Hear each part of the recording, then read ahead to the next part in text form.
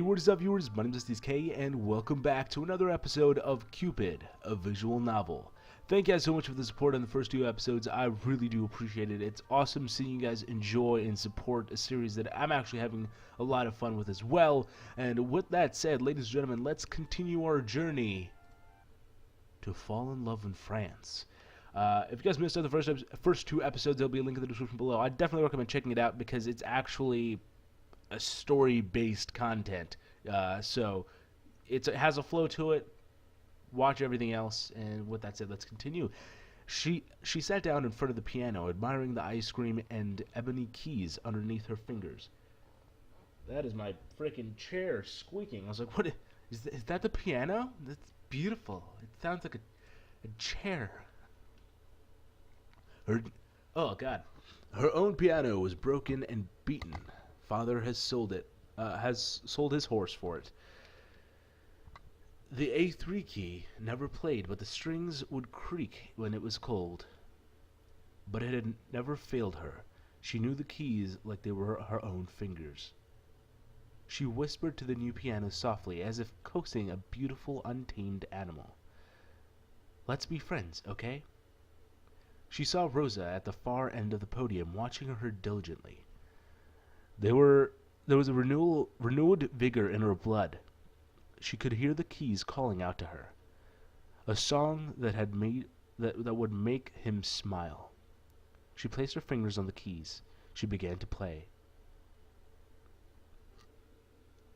So you could barely hear that, and that's fine because I actually wanted to say something about this. So these visual novels are really cool. But the thing about them is the fact that they don't have like a huge budget. Like I don't, as far as I know, this wasn't like a Kickstarter. This didn't raise like thousands of dollars. I think this was just a fan project. People were like, "I want to make a game. I wrote this thing. Let's just do it." And I think that's kind of what happened. And the thing, like the way they get their music is that they just get them online, and they just find songs online. And the thing with that is that at times, I'm gonna really turn off this music because I don't want to risk anything right now. But at times, it means that for people like me, like content creators, it's a risk because for example, the first episode, I was freaking idiot, and I ended up not. I'm gonna freaking. All right, it's getting loud. Can I just? Okay, there we go. The first episode I made, and because I'm an idiot, I didn't balance the audio correctly. I hope it's balanced now. The second episode was, I think, is a little bit better, and this episode should be like a good rate of audio or whatever. But it got a copyright strike because of the fact that it had music that was from another person, and I was like, it's interesting. I mean, it's a risk worth taking playing these games because they're really, really nice, and you guys seem to really enjoy them, which, that's really what matters. But unless YouTube changes their policies, but they wouldn't do that, right? They wouldn't just randomly not monetize my videos or anything. Wait, what's that? They are doing that. Oh, okay. I didn't know. Apparently, I'm screwed. All right, let's continue. At the ring of the first few notes, it became apparent to the audience that this girl was something special. Here was a little girl, barely tall enough to reach the pedals of the piano, playing as if she owned it. There are times she'd miss a note or two, but that didn't matter. I apologize if the audio is a little wavier at the beginning. I'm switching hands. For those who don't know, for those who haven't watched my videos like this before, I tend to hold my microphone because visual novels only require one hand of actual controlling or whatever. So, now you know. She played the song she played the song to make someone smile, and it touched everyone present. Her musical skill was far beyond her years. There we go. Come on. Oh, hold on. What's going on? There we go. Her fingers caressed the keys as if she was making a flower crown, carefully weaving the petals. She knew the correct way to tie the leaves so they didn't tear. What? All smart little girls did. As the piano sang under her hands, Catherine seemed to disappear right in front of the audience's eyes. She was just a vision, after all, someone leading... What? She was just a vision, after all, somebody leading them down a dream. A dream of a garden, the springtime, the shade of a tree on a windy day. Think that's... I'm just trying to make sure everything is good. Alright, let's continue. The couples in the audience tightened their grip on the hands of their partner. Some closed their eyes and let the music saturate their soul. Sweet memories of youth. A first love. A yawn of a newborn. Rose's eyes shone as she stared at Catherine. Her heart was captured by this image of her. A young girl swaying her head to the music, smiling at the notes poured out of her. She couldn't take her eye away from Catherine's glowing face. Was this happiness? Was this love? She looked like she was in love. And she was, wasn't she? In her innocence, she was still in love with life. In love with her family, with her pets, in love with every new discovery. She was full of hope. It was a bittersweet feeling for Rosa. A happy teardrop rolled down her cheek. She wanted to warm herself in that hope, if she could. In the audience of G, is that what I called him last episode? I gave him a nickname. G-Man. Gilly. There we go. In the audience, Gilly and Catherine's father sat beside each other. Sir Pierre, your daughter is amazing. She is, isn't she? Is. I can't do it. She is, isn't she? I mean, pardon my ignorance, my liege. I am a very proud father, you see. No pardon necessary, sire. Has she found a sponsor yet?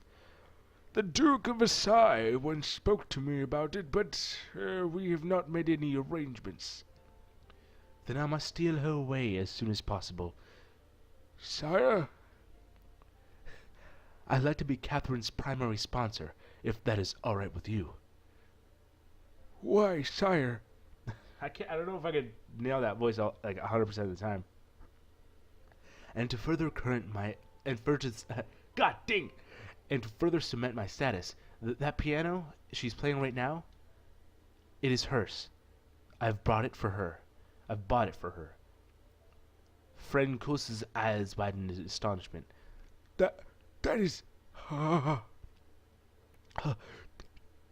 beyond generous, sire.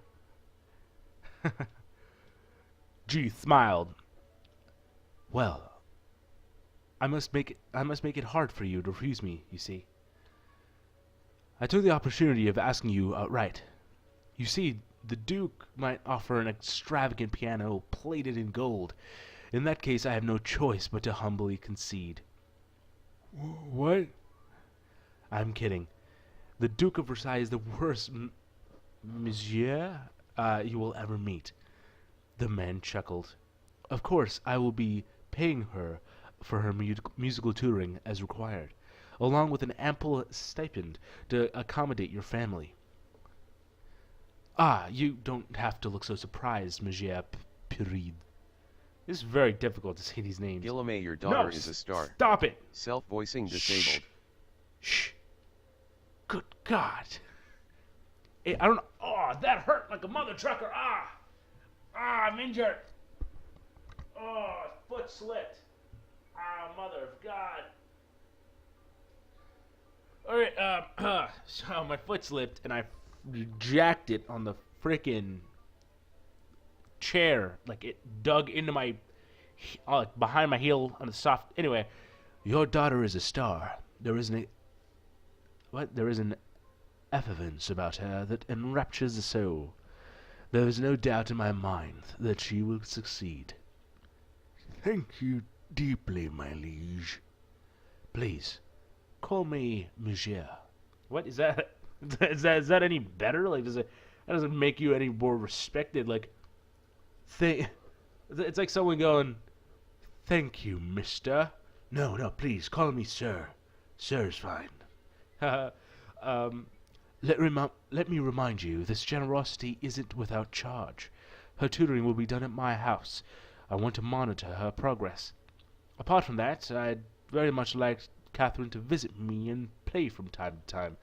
Music is one of my true passions. Her presence would benefit my mood tenfold. Of, of course, sire. That is a small price to pay for all your offers. I don't know if his voice was any good. On the contrary, monsieur. You don't have to decide now. Kindly think about it. Thank you, my lord. Sire Gilly. After the performance, Catherine and Rosa went to the Marquis's garden to play. Frankios and Gilly lingered on their table, sorting out the details of Catherine's further education. Oh, snap! What's up, girl? How's it going? Emilia, what's up? Wandered about the crowd, searching for a familiar face. She had arrived halfway through Catherine's performance just in time to gush at her little sister's applause. Shit, I knew that they were related. That they're freaking blushing together. I mean, any die together, you blush together. You know, that's how it works. You know, blush together, you die together. That's exactly how it works in real life. You blush together, you are dead together. Just saying. I'll continue. Unfortunately, she couldn't find her father in the crowd. When she finally caught sight of his head, she approached him hastily. Father, there you are. I've been looking all over for you. Emily stopped as she saw the man her father was talking to. It was none other than the Marquis himself. She fixed her hair self-consciously and courtesied. My lord, pardon my intrusion. I didn't realize. Gilly smiled at her kindly. You are free to intrude any time, milady. Emily smiled back just as the rumor said the Marquis was easy on the eyes. That means he's good look at, you know what I'm saying? Shit. To whom do I owe the pleasure of your acquaintance? This is my eldest daughter, Emily. Pardon me for not introducing her sooner. Charmed. Gilly offered her a seat. Emily sat down across the man. Well, it seems that talent and good looks run in the family. Francis rubbed his neck. What? I don't know what that means. Like nervousness? Yes, my daughters are my pride and joy.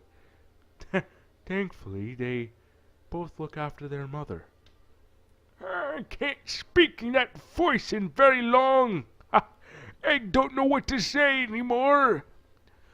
Surely not, Monsieur Paris. The eyes are yours, earnest and loving eyes. Emily snorted at such sappy words. Her father was clearly basking in the compliments. It really was the famous Gilly. The rumors talked about. Then he was what? Then he wasn't exactly much of a charmer, was he? If this was really the famous Gilly the rumors talked about, then he wasn't exactly much of a charmer, was he? She didn't know what all the fuss was about. The ladies in the house she worked for could not seem to stop talking about this man. It's crazy. What did I just do? Did I press something? Hello? What the hell? Okay. Apparently I can hide shit. The ladies in the house, yeah, talked about him a lot. Admittedly, there was something morbidly curious about the way he looked at people. Like he was always distracted and could only say words that were expected of him. I'm pleased to have finally met you, sire. I've heard a lot about you in my travels. Oh, good things, I hope. It depends on the tabloid and the day of the week. Emily thought to herself and chuckled. You are a governess, I was told. Where do you work? With the Dmitri household, sire. These formalities are fucking killing me. Oh God, I was like, so there's a pop-up that just said Korean Jesus is playing a game or whatever on Steam. Luckily, you guys can't see that, but I just kind of threw me off. It was on the top right-hand corner of the screen, but you guys didn't see it, so you're fine. Ah, yes, I heard you were marrying into the family soon. Oh, father, I told you not to tell anybody yet. I didn't, but you know how people talk. Word travels fast. Pardon the comment then, my lady. Please.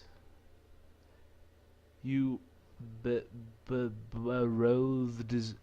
Your betrothed is a lucky man, I'm sure. Your fiancé, why can't you just friggin' see that? God. Freaking make me stupid. The conversation endured through the afternoon. Small talk musical composes their little town.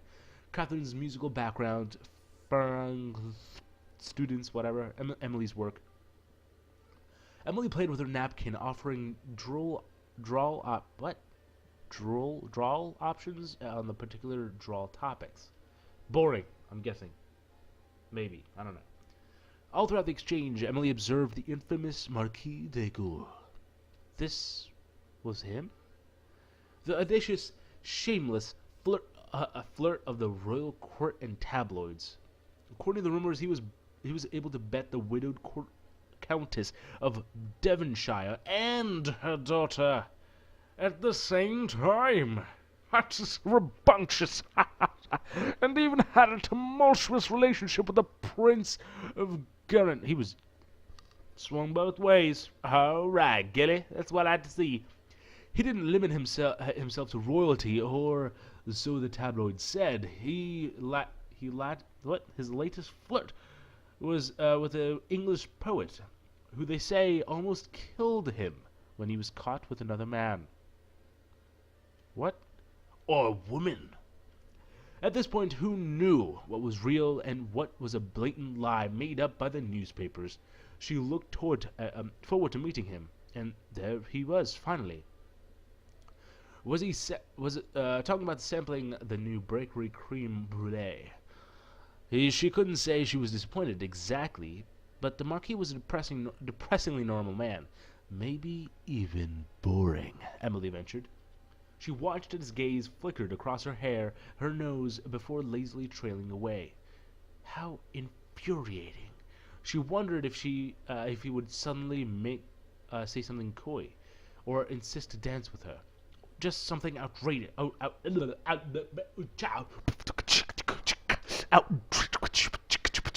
can't beatbox, dude.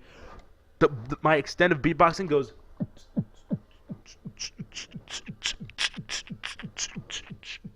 Outrageous, outrageous, wow, outrageous, outrageous. Whoop. Y'all welcome. I know y'all expected that shit, right? I'm here all night, just kidding, until the video ends. That's how long I'm here. Honestly, so she could shoot him. Wow, this fucking girl's a savage. I wish he would just ask me for a dance or something. Why? Do you really want to dance with him that badly? No. I just want to say no to him. I just want to prove that I'm better than him, you know? Freaking step out of his house and dreams. This man, whom everyone was interested in. That would be a small victory for a reasonable woman everywhere. But the Marquis was nothing but polite. He did not ogle. He did not touch unnecessarily. No audacious gestures or suggestive winks of the eye. He would not even look at her for more than 2 seconds. Maybe she was not pretty enough to flirt with. Emily bit her lip. She couldn't be thinking that. But there are also times when he would quietly look into her eyes when the conversation lulled. When the words spoken were without meaning. Their eyes would converse together. And then he blinded her with a light. To Emily, he'd started to look lonely underneath the facade of caprice. Capri Sun. He loved Capri Sun. And so, like Capri Sun and Sunny D, he blew up in a Sunny D-like gaze. I don't know what I'm saying. He seemed tired of all the gallivanting and the rumors and the numerous flings. We were all a little lonely, aren't we? Perhaps even he. He invited the family over to his chateau and commented on how empty the building felt sometimes. Music was his guilty pleasure. It got him through the cold nights he was he said with a sad grin. How he wouldn't mind a warm soul to touch. But before she could stop herself, Emily had begun to imagine his lips on her neck. Thank God so much for watching. I know she's about to get hot, and I'm just ending this shit right here, but thank you so much for watching. Once again, thank you for the support on this series. I really do appreciate it. I'm just going to record the next episode, but I don't want to have super long episodes like I end up usually doing, so I want to spread them out. So that's the reason why. It's going to be a pretty long play session, so with that in mind, thank you guys so much for watching. I hope you guys enjoyed. If you guys did, be sure to like and follow below. Subscribe if you guys are new for awesome videos. My name is SDSK, and I'll see your beautiful faces on the flip side.